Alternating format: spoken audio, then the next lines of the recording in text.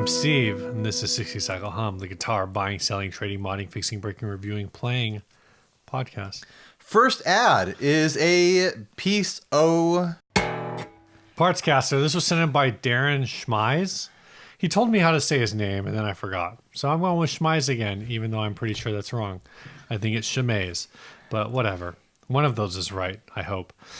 Piece of Partscaster. This is in the South Wales music. I think I'm going to bleep these just to have some fun with it. I mean, if that's what you want to do. Got to keep it monetized. All right, keep reading the ad. Sorry. Do we lose monetization? Probably. I don't think we do. I think it's just if you put like butt chugging in the title. Or that explains it. That explains why all our videos are demonetized. There was an episode like 3 episodes ago that was called like butt chugging or like something about butts. It wasn't butt chugging. What was it? Butt slamming. Butt slamming. Would you rather butt chug or butt slam? You're making a valid point. Chugging is probably more gentle than slamming. Well, all right, continue with the ad, Steve. We're losing 40 people. pounds. Piece of Partscaster. Got off of eBay. Hate the thing. Might be good for someone as a project guitar to mod. They never say why they hate it. Right. Somebody said long shot. Any idea of the spec? I mean, at $40, do you care why they hate it? I mean, it's 40 pounds, not $40. Which is like $70. It's cheap. It says Alnico Vintage Pickups, new fender shape, DR brand, satin finish maple neck, which I'm not familiar with DR brand. Maple neck, 3-piece mahogany body. Not sure on neck radius, but it is a thick neck. Yeah, thick. I mean, on paper, really know why they hate it. It doesn't sound like it should be something that someone hates. I wish they did say like, "Oh, the neck is warped," or the frets are bad, or the tuners suck, and I just want to deal with it, or it's haunted. What if it's a haunted guitar? Then they just want to get rid of it because they hate the ghost that is attached to this guitar. I feel like if this was local, I'd have to go get it. Because it kind of looks... You'd have to? Yeah, it kind of... You'd have to. I'd have to. Even at $70 US, I'd be looking at it pretty hard like, maybe I should go get this because there's possibly a workable neck, or at least go check it out. There's possibly a workable neck and a workable project body there. And who knows about the rest of it? I mean, the rest of it is a gamble. There is a brand sold that was sold. It doesn't look like it. It might not be sold any longer. Called DR Parts. Okay. Or it's called Doctor Parts. Doctor Parts. Yeah. These are the parts for doctors. Tone doctors. But it seems like maybe they are out of business now. Whoops. I mean, this thing looks okay. It looks I wonder if fine. everything is unfinished and maybe the guy like slapped it all together but was like... Yeah, maybe it's like a kid guitar so or it's something. like, oh, he hates it because it feels raw. Like I said, if this was in my neighborhood, I feel like I'd feel compelled to go check it out. Yeah. Because what if it's good? You don't know like if this could be a good project neck or a bad project neck. There's a mystery there. You don't think so, though? I don't know. Steve don't care. Do you really need another guitar? I know. I don't need another guitar. I need to get rid of like 4 guitars right now easily. I'm always interested in project guitars, but I'm definitely at a point in my life where I'm not interested in project Stratocasters, or even though I love Telecasters, I'm not really interested in project Telecasters. You put that neck on something other than a Stratocaster, Steve, like an Explorer or a Flying V. I guess, but then I got to sell everything else. Problem. You do have a number of problems, and that is one of them. I don't know. Maybe it's a good like guitar for a friend's kid or something like that. You just don't want that deal to escape you. Maybe it's just because I'm super tired right now. I'm just open to the idea of getting another guitar. I don't know, man. What do you think? You see anything wrong with it? What do you think the price should be for this to be tempting? The Squatch. I'm reading ahead. The price is probably fine. Like I said, it's about $70.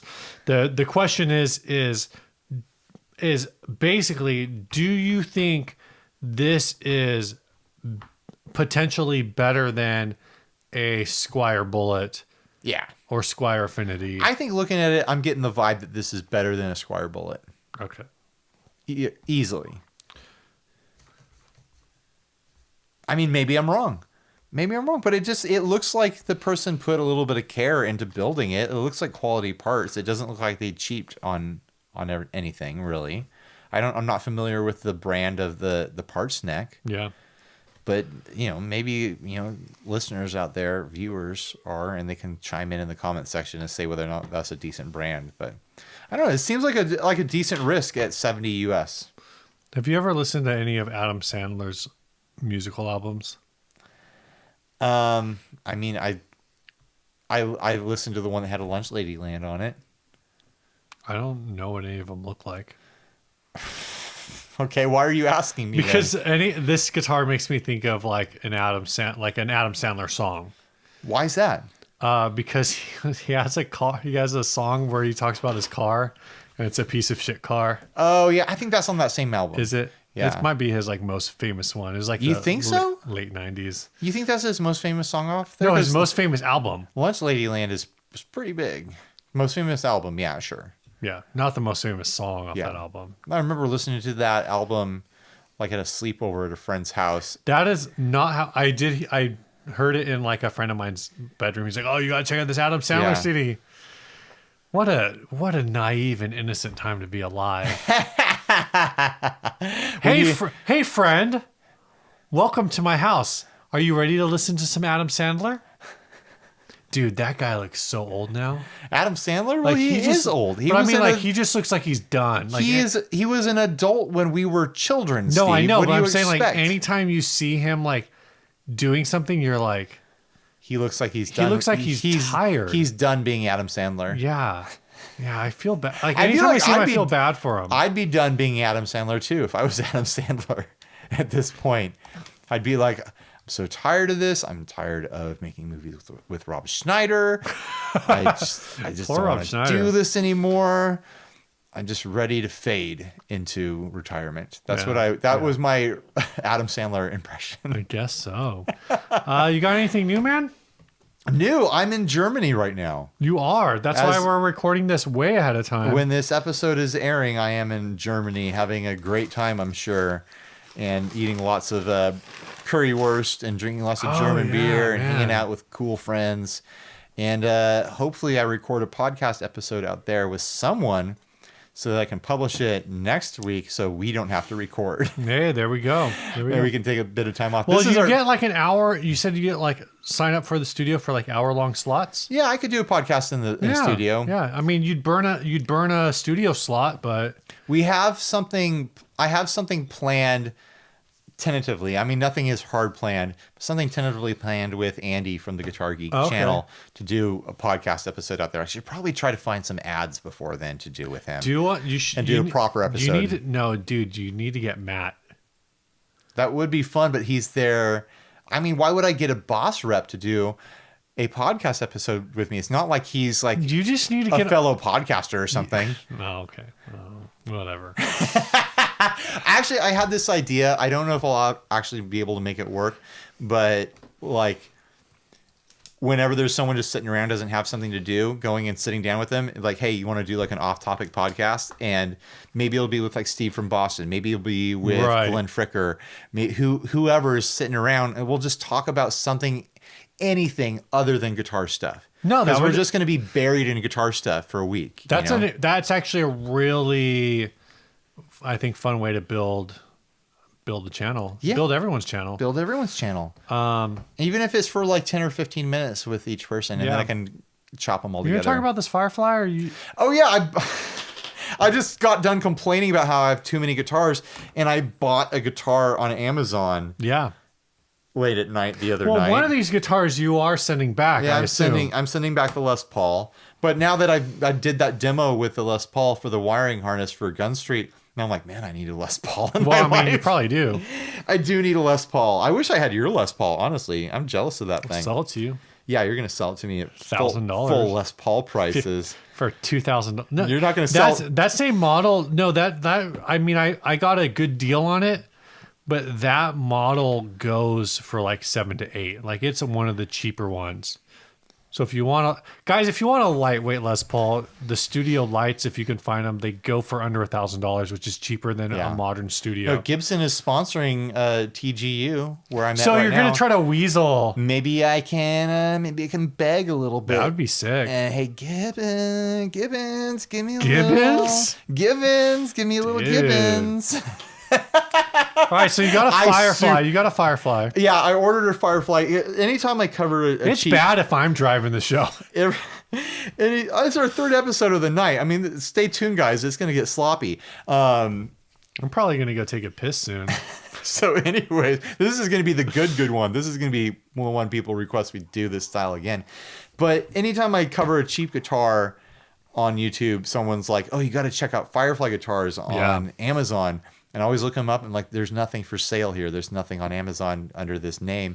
And then so finally someone recommended this fan group on Facebook to me. That's all like Firefly. How many freaking groups are you in? Hundreds. It's stupid. So anyways, I joined this group. I'm looking around like people are going crazy for these Fireflies. And they're not only going crazy, they're all sitting there debating when the next batch is going to drop, because apparently they drop these things in small batches, and when they sell out, they don't sell that model again or in that color or that loadout or whatever. But they're like $140 guitars. And the one that I ordered because someone posted to this group like 11:30 at night and like, guys, there's a bunch of the hollow bodies back up on Amazon. You gotta go snatch them up right now. And I'm looking through the colors and damn it, there's a gold top.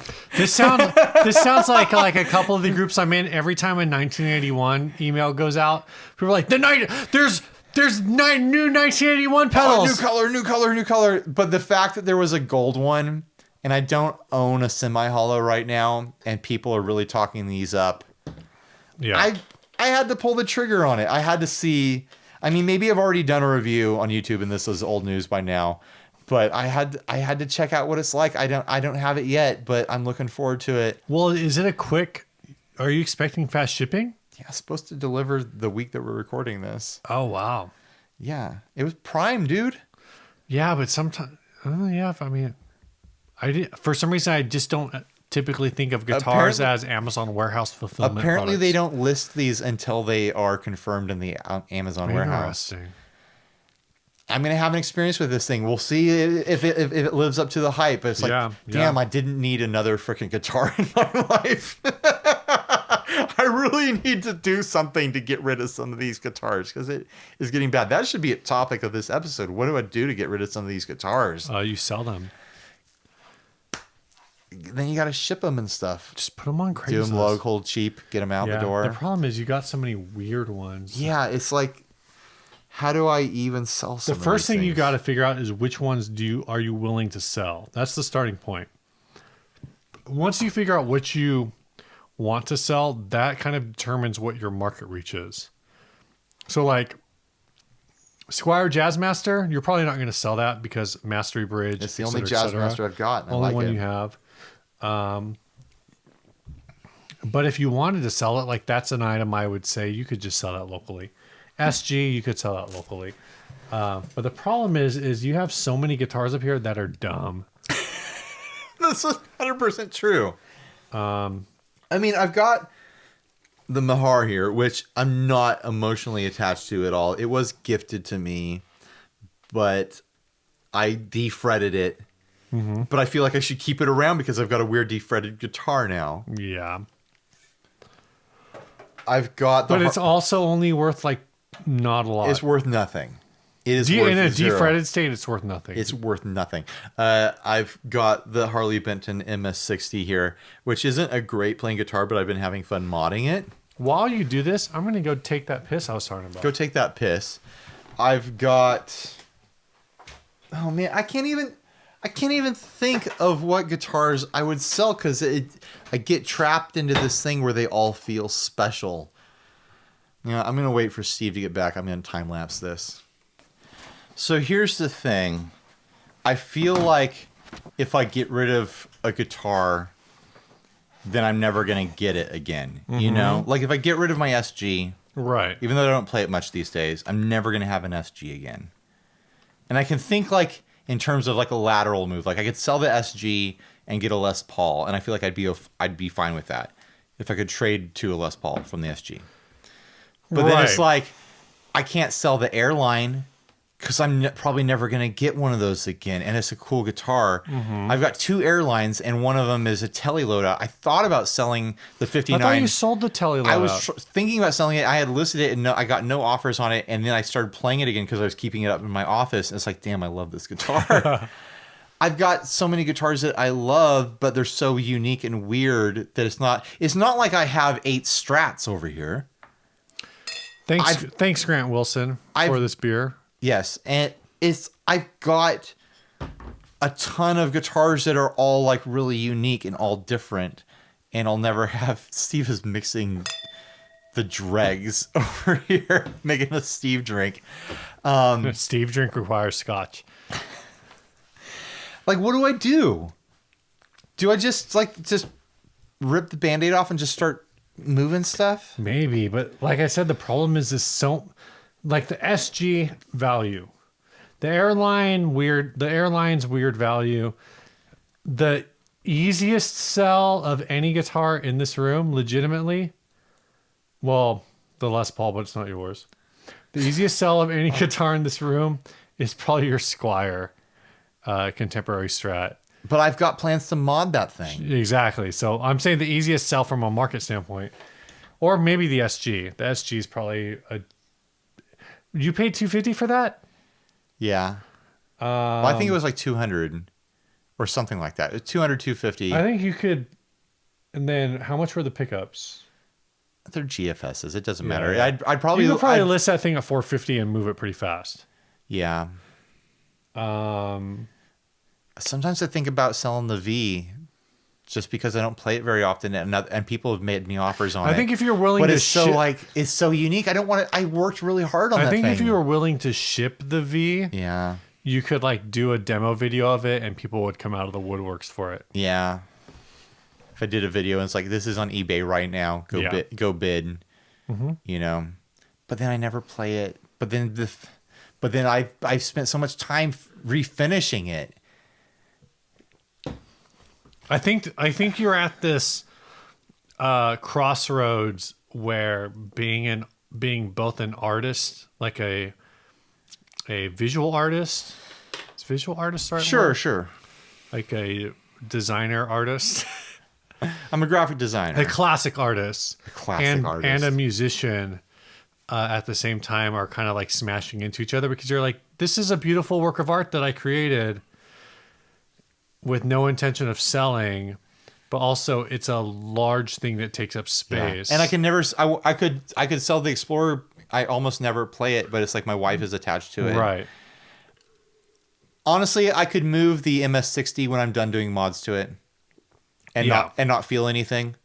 I could sell the Harley Benton Fusion just because it's not my style. I never use it in demos, even though it's the only Floyd Rose guitar I have around. But like I said, it's not my style. Yeah. I could sell the V, I guess. I don't want to.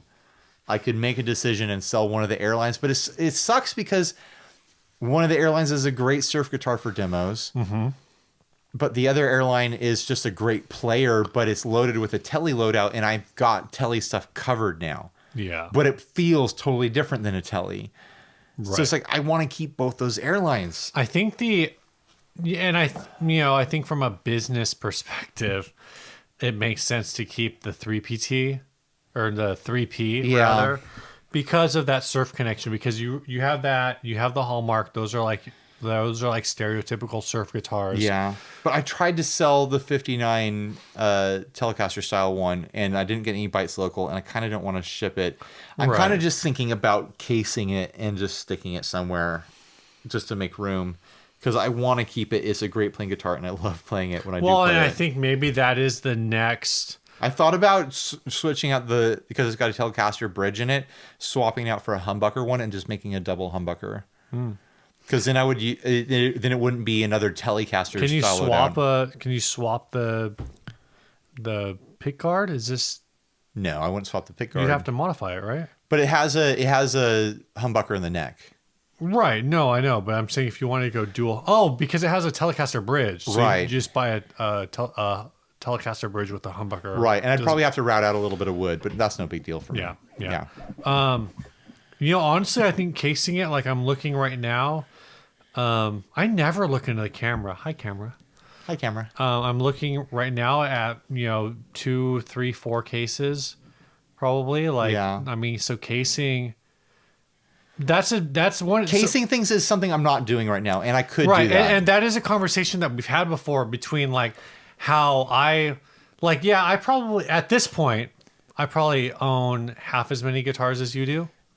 But I don't know where you put them. But my place is also less than half the size of yours. Right. And there was a time when the podcast first started that we owned the same number of guitars. Yeah. But most of my guitars stay cased, all the time. My Strat case, Jag-Stang case, Telecaster case, my Les Paul is cased. Yeah. And those 4 aren't just cased; they're cased in colors. I forget that I own a PV Generation because it's cased. You got the Generation. I have that Filipino guitar that is supposed to be the very first. You got to get rid of that thing, Super man. Rich Steve guitar. We've been talking Maybe about. we just need to have a bonfire. We've been talking about bonfiring that thing for a while, and I keep forgetting to bring it over. Maybe this will Guys, look, I know it. No one wants to see a guitar destroyed. It deserves it. This guitar, the pickups are microphone. Actually, I kind of want to save the pickups, but I can never think that I'm ever gonna have a project that utilizes them. Yeah. It's not hard to find microphonic pickups, dude. All of the hardware on this guitar, you guys, is basically made out of pig iron. Maybe Steve, it's not like look at this chrome plated whatever blah blah blah. It's freaking pig iron. It's literally the cheapest metal. It's black. Yeah. But it's not black because it's supposed to be black. It's black because that's the color it came out of the freaking forge. It's cast iron. I have not pulled that thing out. I need to bring it over the next time we record because we have not ever shown it on camera. Yeah. Because I bought that thing 4 or 5 years ago. This is a wild idea, but maybe for our 300th episode, you and I should just go somewhere where we can act like we're camping and just throw things in the fire. So your backyard. Yeah, we could do it in the backyard. Yeah. And just talk about stuff that what the heck are we going to do with this? And we just throw it in the fire. You know? Which, I mean, your stuff all has more value than that. But yeah, most of my... I mean, I've got, like I said, I've got the Mahar here, this unique because it's fretless, but the reality is I'm not actually going to... Right. I should I should do some more mods to this, and then I should literally just try to sell it. I keep thinking give it away to someone. So I do have guitars that are visually out. The Eastwood bass is out in the room. It's in the case, but it's in the room. My Taylor Acoustic's in the room. My project guitar that Ibanez is in the room, and then the guitar I'm trying to sell is in the room. The only one that's in the room and not cased is the 80s Squire. I have an 80s Squire Bullet. Basically, it's a Squire SQ. So it's one of the old ones, 1983, 84. It's actually a really nice guitar for tiny hands, which I don't have big hands, but I don't have tiny hands. I've never thought of you having small hands. I don't have big hands though. For my size, I don't feel like I have big hands. Our hands are about the same. Right. I think my thumb's a little bigger than yours. Yeah. I feel like your pinky to thumb is bigger than mine. Yeah, it is. Yeah. I got wider spread. I have people tell me I have piano fingers. I have I don't know. That's just because they're black and white. That joke makes no sense. It doesn't. Yeah, I have that one out, and I leave that one out. I've thought about selling it, but it needs some work. And every once in a while, my kid will come over and strum it. I'm my younger one. And so I'm that one gets to stay. That one survives. I've got Big Red upstairs, which I'm really never going to play in any project or use it for demos ever again. But I keep it around because it was a guitar I used in a band. Yeah. But it has no resale value. That one should just be permanently wall art. I was going to say I've sold every guitar I ever used in a band, but I do have my red Telecaster, so that's not true. Yeah. But all of the other guitars I've used in any other band that I've been in, I no longer. I sold the guitar I used in the Morning Glass. I've still Which got one was that? The Ecotone. I've got Big Red and the Duosonic from YFB, and I've got of course the Hallmark from Dinosaur Ghost. The main guitar I was using in the Morning Glass initially was the red Telecaster. Was the black Telecaster I had, the Telecaster Deluxe, Telecaster Custom 2. I forgot about that. It was a dual P90. Yeah. And then you sold that to Adam. I sold that to Adam. This has turned into our topic, is talking somehow. About this kind of it's engaging. I mean, this is fun. And so I sold that to Adam, and but I also at the same time, I was going between that one and I think I had just gotten the red Telecaster, so it was kind of like that red which one do I really want to use? Is your signature guitar as far as I'm concerned? It is. Yeah. So that's still the one I thought about. Like if I ever get like a Jennings or you'd model it after or that. an Equitz or something, I would model it after that. I feel like I might do like a P90 humbucker instead of a single coil humbucker. Yeah, just to get like a little more oomph. Yeah. In the neck. But maybe like some kind of lower output P90 to keep it glassy. So guitars I know I could move and not feel bad about it. The MS-60, the Mahar, the Fusion, just because it's not my style. Geez, is that really how short the list is? Well, and that's the problem, right? That's the problem. I've had I can do some lateral trades, like trade the SG for a Les Paul. Right. I thought about trading out the Strat that I have for a Strat that makes more like of a classic Strat sound. Well, and I mean that could be the next thing is, say you were to sell the Strat. The baritone's cool. I gotta keep the baritone. But say you were to sell the Strat and all of the other guitars that you say you'd be down to sell. Now you've sold the Strat, the Harley Bend, you've burned the Mahar because you're not going to get any money for it. I'm not sure it'll burn. I'm not sure it's wood. Dang. I forget what else. Oh, maybe the V. So that's 4 guitars. V. And then you replace it with one, you sell all that. You're probably not this one. Actually, this one I guess you could maybe go 350 on the Strat. On the Strat, dude. You think the finish is that bad? No, it's just so non-professional that it's like. If we did that ad in this show, we would be like 125 tops. No, that'll go for more than 125. Dude, I don't care. Even as bad as you think this finish is, I assume you'd swap the pickups out. Yeah, I'd harvest those pickups out. But the thing is, it's still graphite saddles, graphite bridge. The switches are weird, but whatever. I think you can go more. Dude, 125 is a smashed Mexican Stratocaster. All right. I think I really just need to think this with stock pickups, which I think I have some stock.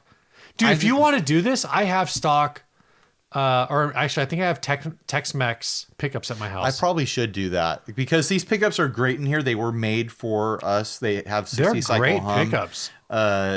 Engraved in them. I always thought they don't sound classically stratty. I always thought it was a shame they were in this guitar.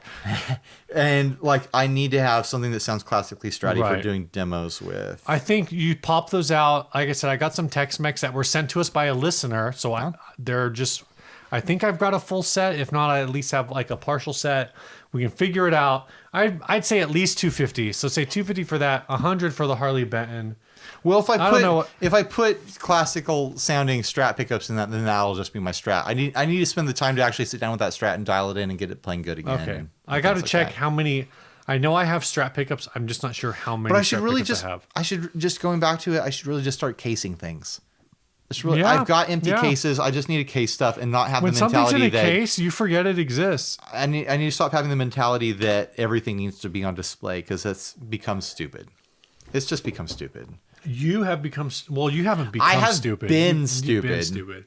The stupidity, the consequences of it have started to catch up with me. That's fair. This week's sponsor, this first sponsor, our sponsors are pretty much always the same. But this first sponsor is Chase Plus Audio. This is a Gravitas. Go check out our Gravitas video because it was the last demo video that I was in. And that makes it the best demo video that Ryan ever did. It's a pretty good demo video. It's got a skit at the beginning and my head explodes and Steve is a scientist. Yeah. But the Gravitas is the first Chase Plus pedal that we ever got our hands on, and it's still one of my favorites. It's a tremolo. Super that functional gives you analog tremolo. I've not encountered another tremolo that gives you the options that this gives you, and we did this like 4 years ago. Yeah. Something like that. Like, there's been time for other people to catch up with their tremolo pedals, and they haven't. Like, the Gravitas just does crazy stuff. So if you're looking for a tremolo that's extra, so extra, this is going to do it for you, and it just sounds good. And it's, Chase Plus pedals are famous for having millions of settings and the dip switches on the back and stuff like that. It's easy to dial in classic, normal tremolo settings with this, and then easy to flick a few switches and get into weirdness too. Like, it's not challenging at all. This is the one that taught me how to use Chase Plus pedals. So for pedals that are more creative than you are, check out Chase Plus Audio. Yep. All right. Our first topic tonight. Our first actual topic. We already did a topic. I feel like we should ditch it. Topic. Which topic do you want to ditch? The first one. The first one. Okay. Yeah. This next ad was sent by Matt Hadley. He says, thoughts on this. 10 minutes from my house. Never heard of the brand. Price in Australian dollaroos. Is it the Australian dollaroo? I think so. Okay. That makes sense. Checks out. Yeah. It says it's $137.20 USD. The brand is Harlem, which is hilarious to me. That it is clearly like an import, like take on an airline 2PT, which is almost the same exact look as the 3PT I have hanging back here. Yeah. It's funny to me that an import brand would name a guitar brand, their brand after like a city or a town so iconic in America as Harlem. They named it after the dance. Like, what's the dance? The Harlem Shake. I don't know the Harlem Shake. I don't know dances. Dude, it was like this super meme from a few years ago. Okay. Where it's like, I forget, it does like, it's like an EDM thing. It's like real simple. And people are just like, and then the beat drops. And then it goes like, boo, like all the EDM, boo. Oh, okay. So and then all of a sudden, all of these people jump in and they're all like... It's the beat drop song. And there's some dude like in an astronaut helmet.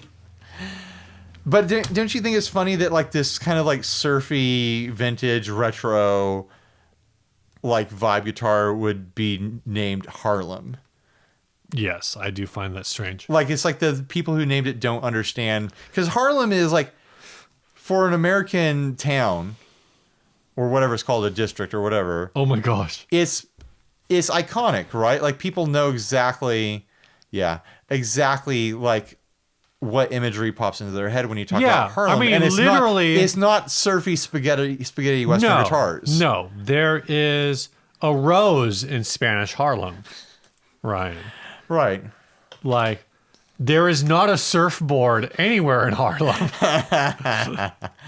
But this is going just to the guitar. When the Beach Boys sang Surfing USA, Harlem wasn't on the list. Waimea Bay, Harlem. Everybody's gone surfing, Harlem. Harlem, USA. Harlem, USA. That did not happen. No. So this guitar is clearly a visual rip on the airline aesthetic, down to the headstock shape, down to the German card on the edge. But then it doesn't have the rubber bumper on the edge. Right. The rubber baby bumper. Rubber baby buggy bumper. It's got the exact control placement as one of their 2 pickup models. I was going to complain about these tuners because this is like a cheaper style of tuner, but it has the same style of tuner.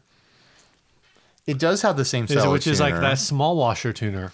Yeah, but like the pinstripe on the pick guard is bananas. It's stupid heavy. Yeah, I kind of like it. I feel like I should grab my airline here.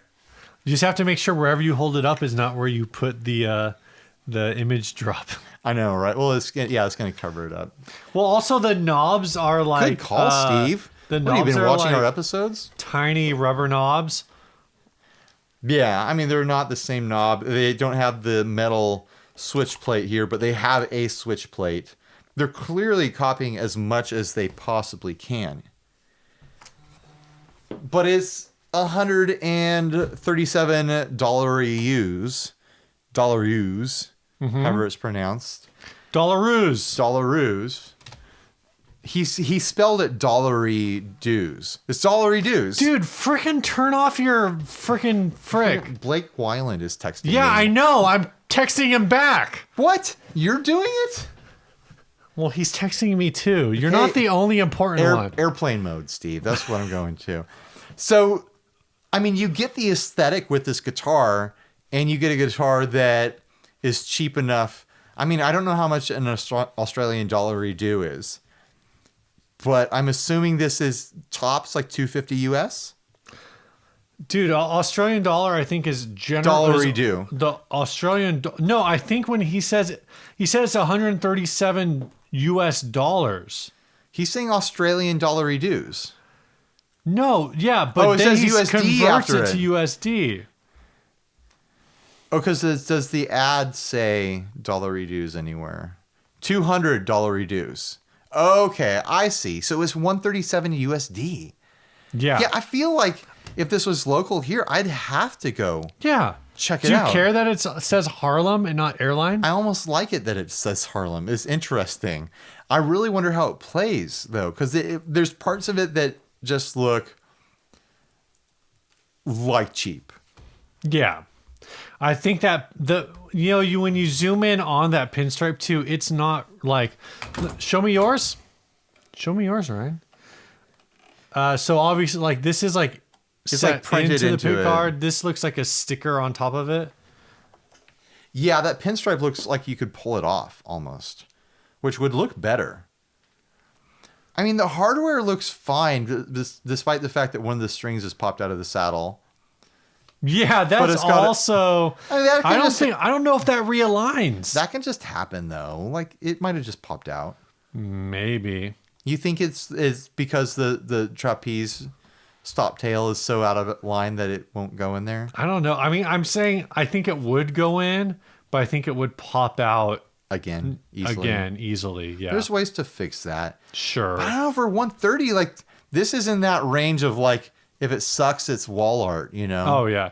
Oh, so he says it was listed for $200 AUD, and $200 AUD is 137 US. Right. We figured that out already, Steve.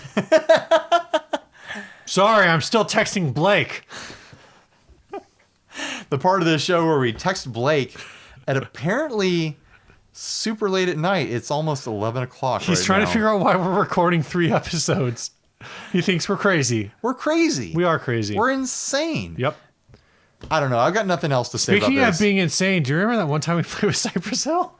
We did play with Cypress Hill. Steve and I were in a band together, and we opened for Cypress Hill. We opened 6 hours before they played, but we were on the same stage. Yep. No big deal. I stood on. It was insane in the membrane. Did you go on the side stage with Cypress Hill? Because I did.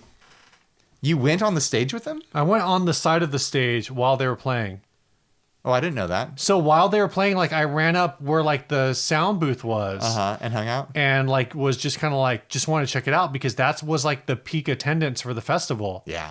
So you look out over and it's like, that's the largest crowd I've ever seen. 12,000 people. So Cypress Hill played before My Chemical Romance. When Cypress Hill got off the stage and My Chemical Romance started going out, you could just hear everyone in the audience go, and an exodus began. I've never been so proud of humanity that so many people at once decided that they would rather not listen to My Chemical Romance. What's funny is, like, so that was in between albums for them. I was looking at, like, the timeline for it.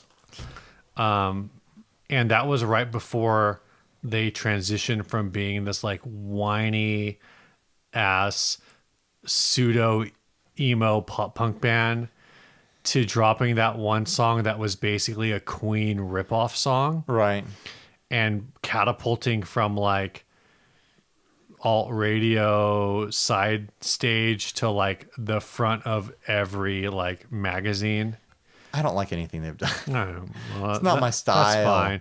I'm not one of them kids. But when they were and we've probably talked about this before. As I remember when after we played the Battle of the Bands, and actually after we were selected for the Battle of the Bands, I called you and Adam. I think we conference called. And I was like, so we got it, and we were like, what's like the worst band that we could be paired with? And of course, like at the time it was like, oh, U2. But then after that, we were like, no, My Chemical Romance. And that's how it happened. That's what happened.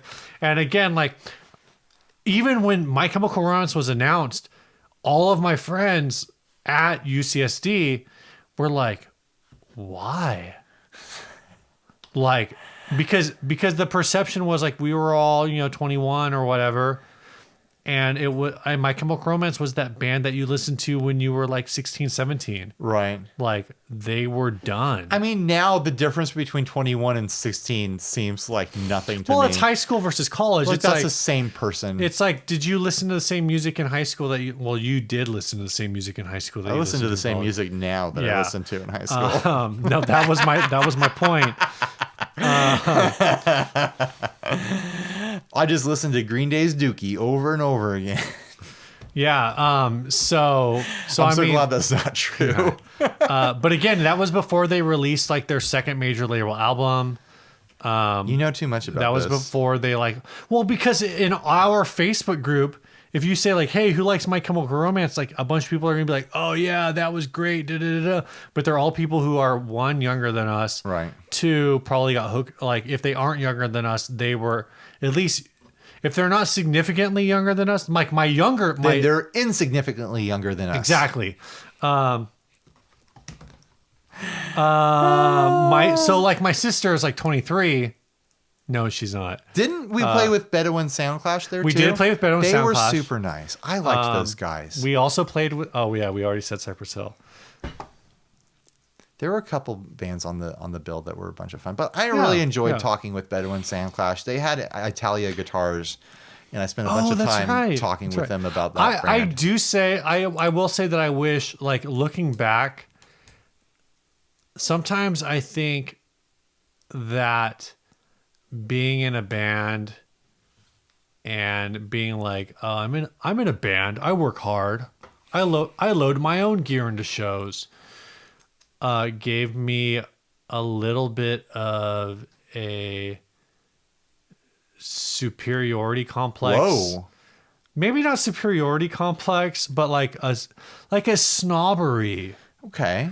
Where like sometimes I wish that when we did that set, when we played that festival, like instead of being like, oh, haha, Cypress Hill has their own room. Oh, those guys smoke pot and they came out and just grabbed 2 boxes of Frosted Flakes. Right. Which is hilarious. It is hilarious. They loved those Frosted Flakes.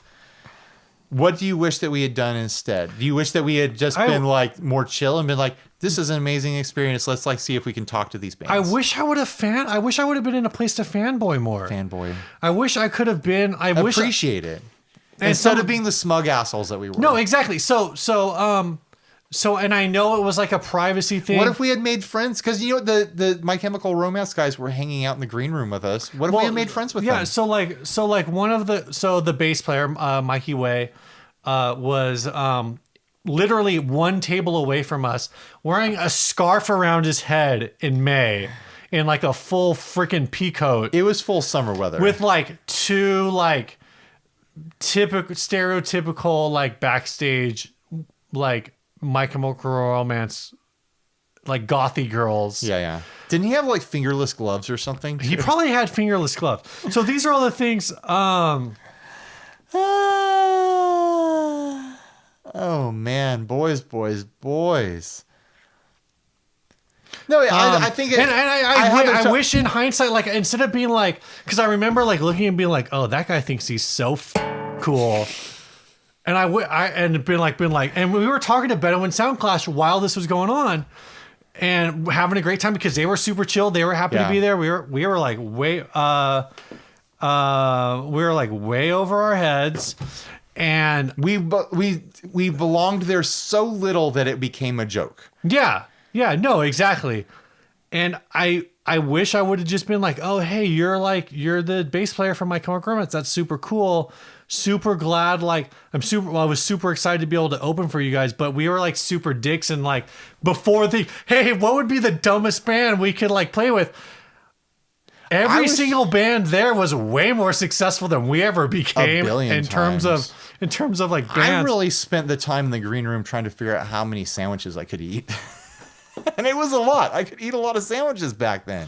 But the same thing, like try to wander back. Actually, at one point I did wander back to where like Cypress Hill's room was. How did we get talking about this? And it would have been cool to like been like, oh, hey, what's up? Weren't we talking about a guitar? We were talking about this Harlem guitar. What happened? How did we go wrong? I don't know. Oh, we started talking about guitars I kept from bands? No, that was earlier. Oh no, we were talking about I don't know. Whatever. Oh, we're talking about Cypress Hill. We're talking about things that are insane. Oh yeah, we started talking about Cypress. This is what happens when we record 3 episodes in a night. We have no idea what we're doing anymore.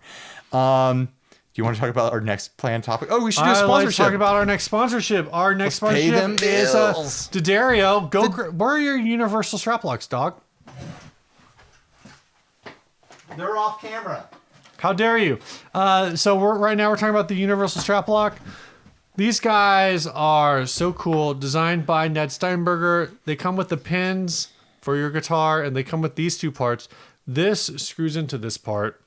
It's super smooth. And then it's a smart design. Well, this screws into here, and your strap goes in between. And it's just a very low profile strap lock. It snaps on. It snaps on. It straps on. It snaps on. It snaps on. It's just so clean. Yeah. I gotta figure out which guitar. I still need to figure out which guitar I'm gonna put mine on. And I'm actually thinking, I think I have a guitar with gold hardware. So I'm actually thinking we might need to trade. Okay. Because I have the black ones. I don't have anything with gold hardware, so I'll do a quick trade with you. The Eastwood bass has gold hardware, so I'm thinking I may want to trade out. That'd be a good move. I booked my flight to go to Summer NAMM. Yeah, and I intentionally booked the flight so that I could fly in soon enough to attend the D'Addario NAMM party. Nice. So I'm going to be going to that. How do you know about that? They sent an email. Did I just miss it? I think so. They sent us an email, and I was like, well, shoot, I got to fly in. I think it starts at 6, so I'm flying in at like 4:30 or something like that, if my flights go good. Oh, good luck. So I think Taylor Guitars is going to be associated with that. Oh, nice. And so go hang out with the D'Addario people and Taylor Guitars and have a good time for my first day at Summer NAMM. Cool.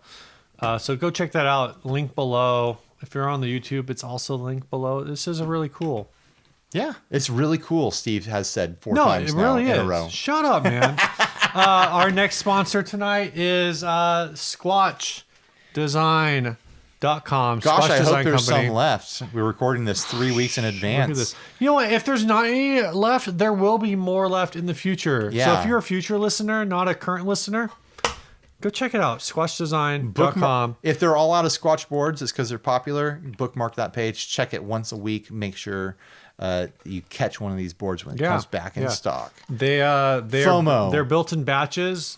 So what you see is what you get on that current batch. Mm-hmm. Go do it right now. Squatch boards. Go do it right now. SquatchDesign.com. All right. This next topic was sent to us by Ryan Burke. Well, no, we didn't have enough topics to do 3 episodes in a night, so we started looking at topic calls from like years past. And I was going through one from 2017, and I didn't realize it went back so far. We're in 2019 right now, and there's someone who asked a question about pineapple on pizza. And I feel like this was just like a recent thing in the past like 6 months that everyone's so worked up about pineapple on pizza. No, it's definitely longer. But I know it's been going on a long time, but I feel like it being a thing in our culture group online, in the few groups that we really spend time in, has been fairly recent. Mm-hmm. But maybe it does go back 2 years, which is insane. Maybe I think it just comes and goes. It comes and goes in waves. But I thought, since we're already wrecked, it's late at night, we don't have other topics, let's just talk about pizza toppings. All right. Like I got a question for you. Okay, ask me. What pizza topping have you seen that you're like, nope? Oh man, that's easy for me. I just don't like mushrooms. But I had a slice of combo pizza from Costco today, and it has mushrooms on it, but I pick them off. All right, let me ask. Anything with feta cheese on it, I am out. You know, 100%. You know me. You know me. I hope. Yeah, I know you. We've only been doing this for 278 episodes. That's insane. Which is like, it's bad. Almost 6 years. It's bad.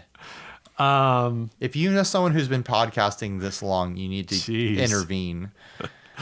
How is that 6? That can't be 6 years. It's gonna be 6 years in January or whatever. Man. All right, I got a question for you. I already said this. Ask me the question. What pizza topping do you think I would not eat? Ooh, because I'm struggling. Man, you're very open about food. Like a pizza topping you would not eat. I can't think of anything you would not eat. But I think it comes down to enjoyment. I think there's probably ingredients that you wouldn't enjoy. Yeah, but I'm struggling to like okay, say we go into like a Pizza Luigi situation. Because I know you're down for pineapple. Yeah. Dude, I don't want pineapple on pizza, but like if someone handed it to me, it's like this is all there is to eat. I'm just like I gotta eat something. I'm also like super on the train that what's black pudding? Blake says I would not eat black pudding on a pizza. Isn't it like a blood sausage? Is it? I don't know. I'm pretty sure it's a blood sausage sort of situation.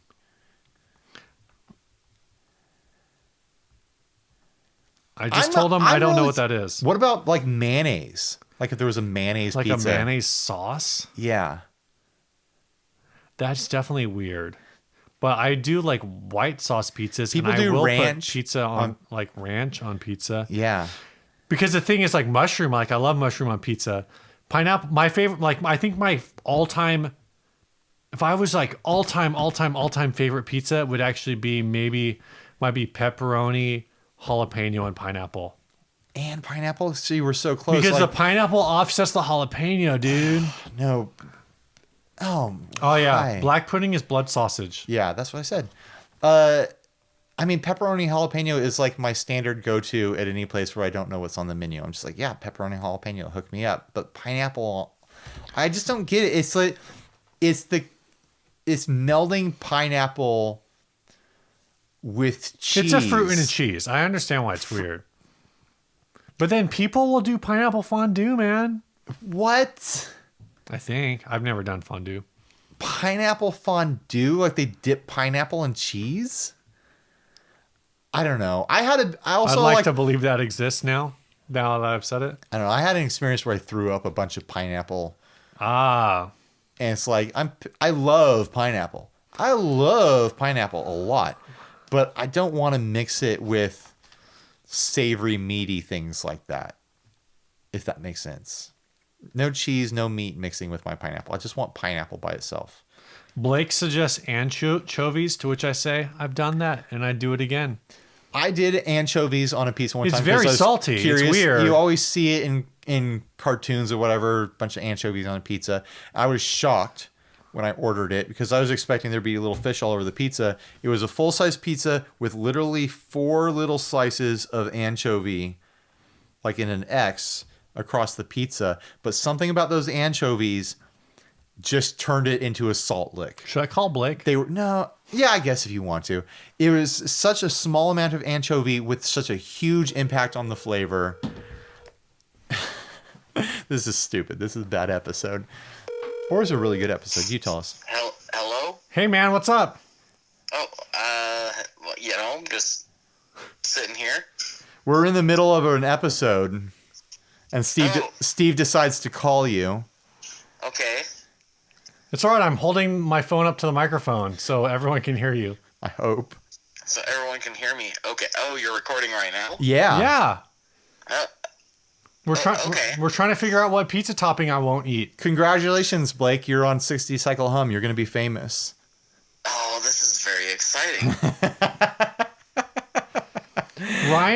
Ryan suggests mayonnaise is a pizza topping that I would not want. I think that is a very astute observation. Does that count as a topping when it's a sauce? If you put it on something as a topping. Hold on. I'm getting the signal. I gotta vacate the area that I'm in. What does that mean? It's a top secret thing you won't understand. Blake is probably in bed right now. He's just texting from bed. He's texting from his kid's room. His wife's like, "You're gonna wake up the baby." It's not that far. It's not that far from the truth. Okay. So what Blake? What is a pizza topping that like you wouldn't want? Dude, it's pineapple. Everyone knows Blake hates pineapple. But like outside of that, is there like another ingredient that you would like just turn down a pizza for? I mean, that depends on the format, right? Like, pizza is a glorious thing that can span many genres, and so it's really hard for me to say because I've had like clam pizza that on the face of it I don't think sounds that good, even though I love clams. Sure. And that was one of my favorite pizzas. That definitely sounds like a thing that I would try but would not expect to like. It's pretty good depending on where you go. Were the clams raw or were they like clam chowder style?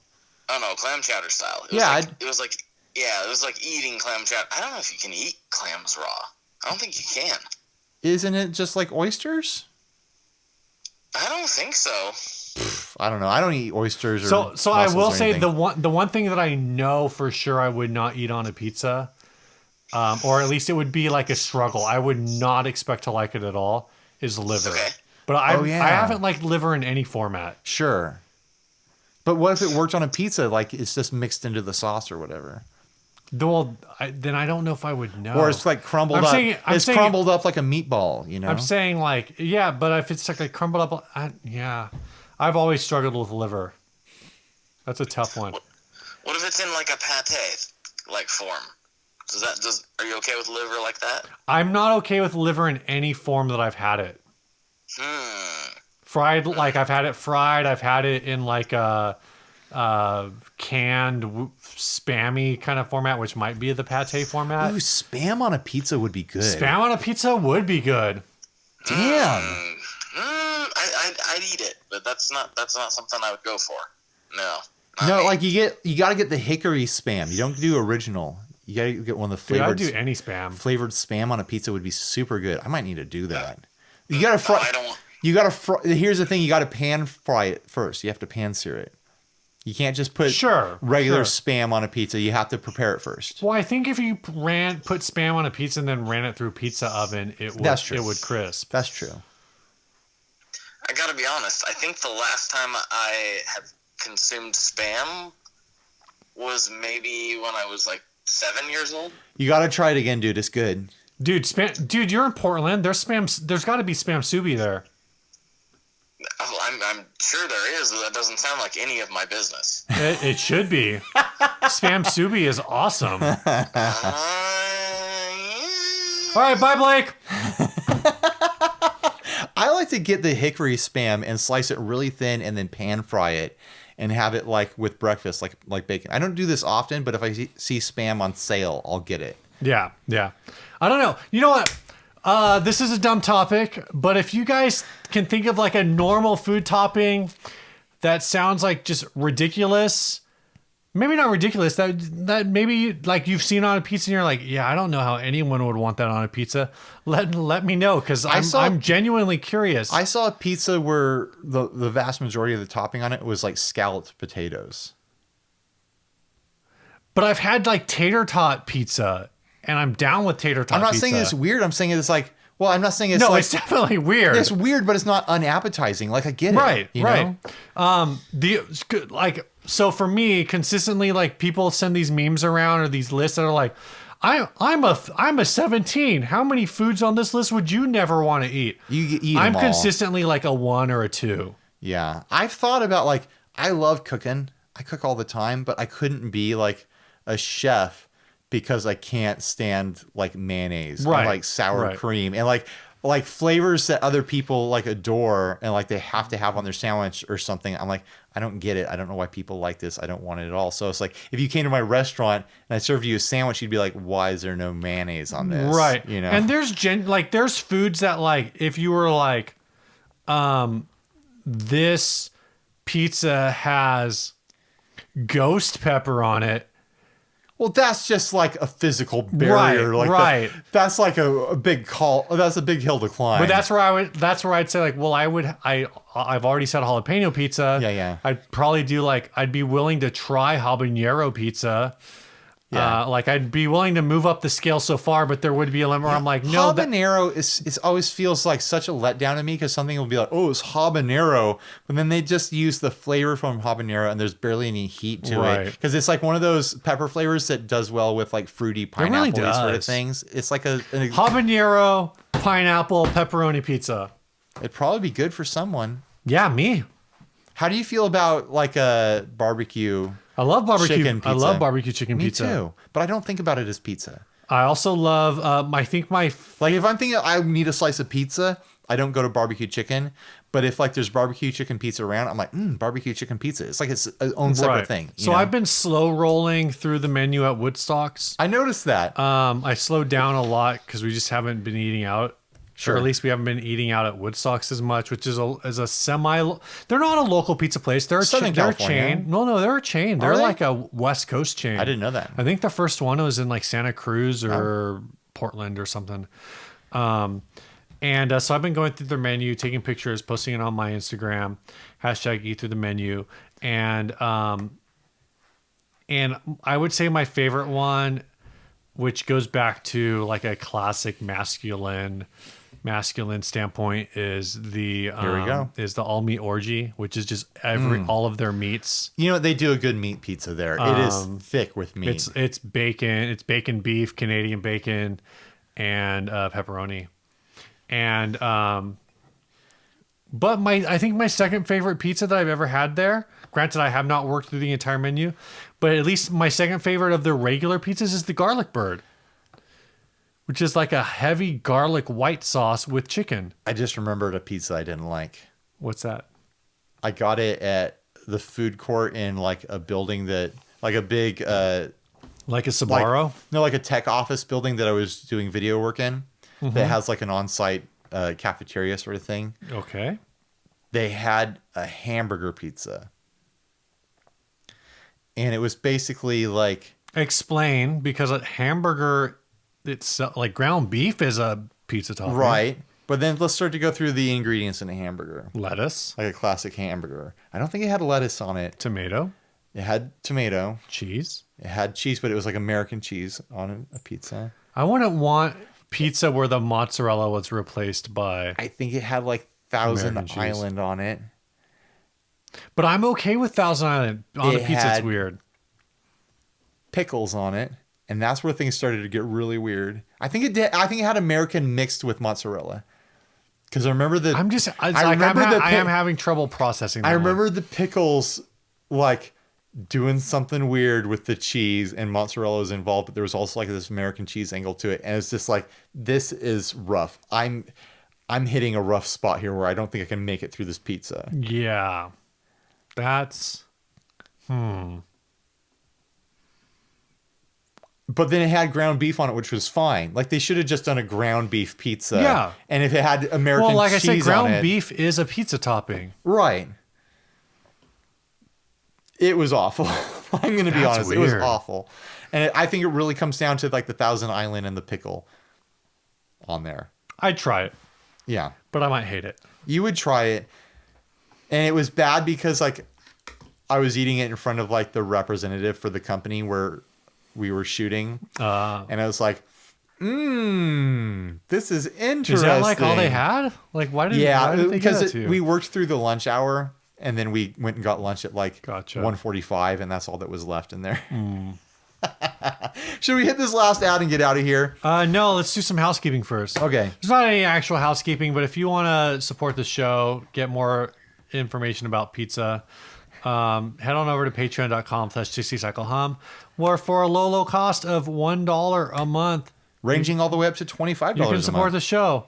At $5, I will eventually send you some merchandise. At $10, I will eventually send you some merchandise. At $25, yeah, I might eventually send you some merchandise. But most of all, I feel like $25, like you're too good for merchandise. No, $25 people get merchandise too, Ryan. But the $10 level, you get access to our inner circle group where we post all the behind the scenes stuff, and we have all sorts of like private conversations, and we talk trash on everyone else who's outside of the inner circle. So I was gonna say we talk trash on Blake, but he's in there. He's in there. All right, we're waiting for him to leave so we can talk trash on him. This last ad was sent by Jason Welch. It's a JazzSquire. It's an Esquire Telecaster / Jazzmaster body. $300 in South Co. or whatever, anyway. Yeah, wherever it is. Had this ad as Telecaster, but body is more like a Jazzmaster / Telecaster. Wiring is by Eldred out of Chicago called Cocked Wall Mod. OG CTS orange drops. 1 pickup 3-way switch with tone and volume. Note, you can buy just the loaded body, no neck for $150. That neck is $150 neck. Okay, cool. Great sounds out of this very different one-of-a-kind telly. Serious call. Can I buy just the neck? I've installed vintage style tuners that are not in the picture. I will not answer email because of scams. Only calls are. I feel like I get more scams for calls on phone calls now than I do on emails. I feel like the shape of this guitar was cut by someone who was shown a flash card of a guitar for like 15 seconds, and they're like, good luck. See if you can make a guitar now. It's just really bad, right? It's a weird shape. I see what they were trying to do. It's essentially like you've got the butt end of like a Mustang with an approximation of a top and lower horn of a Jazzmaster, but not really. Like it's a really fudgy, like potato-y version of a Jazzmaster shape. I don't think the horn side of this guitar is the problem. I think the imbalance between the horn and the butt is the real problem. The horns are wider than the butt, right? Yeah. Or it feels like they're wider. Well, the lower horn is the same width as the lower butt, but the upper horn looks a bit wider than the upper butt. Tell me about the difference between the lower butt and the upper butt, because this sounds really sexy. I know you don't understand the upper butt, Ryan, because you don't have one. I barely have a lower butt.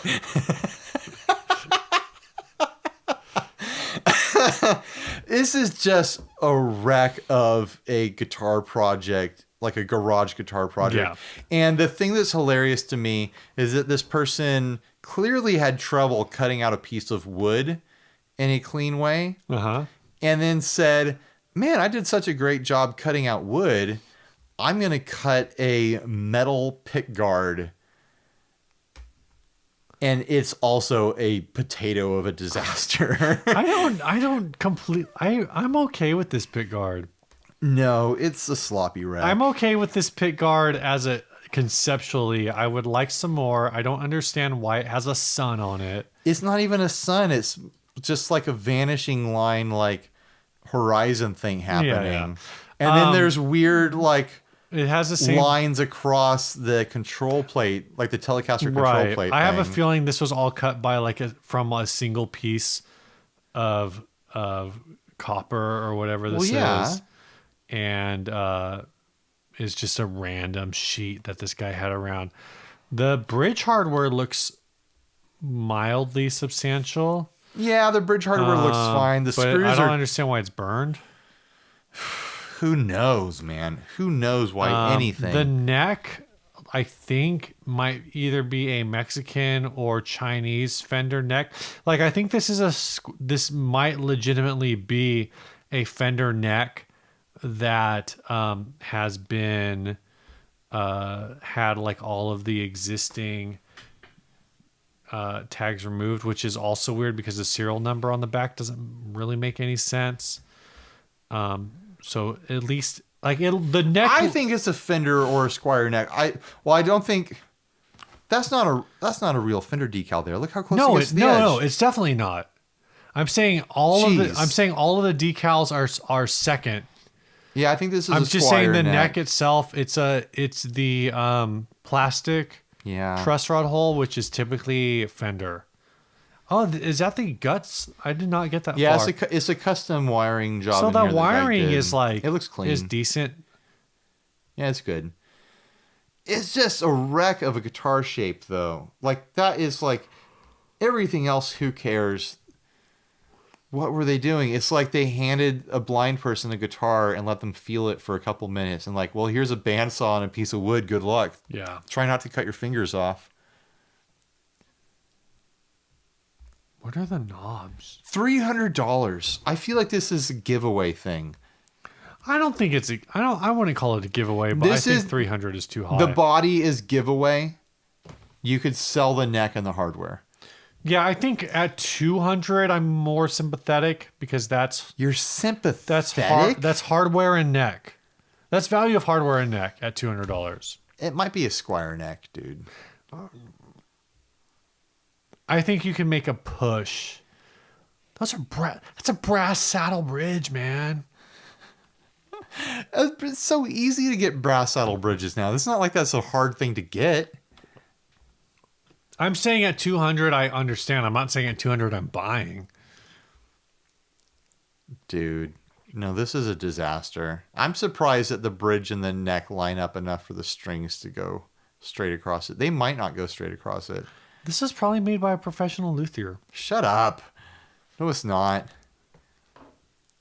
With a little bit of tweaking and someone who knows what they're doing, the shape could be something cool. Yeah. But it's pretty far off from that right now. Yeah. I'm done looking at this This guitar. is almost like a reverse Firebird shape. What? Which I've also always thought What? looked like garbage. Or no, not the reverse, the non-reverse Firebird. Yeah, I guess. Which I've always thought also looked like garbage. So It looks like a Boy Scout whittled this. Instead of making a Pinewood Derby, they made a Pinewood guitar. Pinewood Guitar Oh Derby. man. All right, get us out of here, There's Steve. your title. All right, this week's song was sent by Ian Ferguson because we need more songs. Send us songs. No, really, send us songs. We're out of songs. Send us songs. This song's called Bludge. It's the song that paired with A Fistful of Ugly from last week. Bludge is a weird word, right? Yeah, it's a fun word. All right, talk to you guys later. Bye. Stay grounded.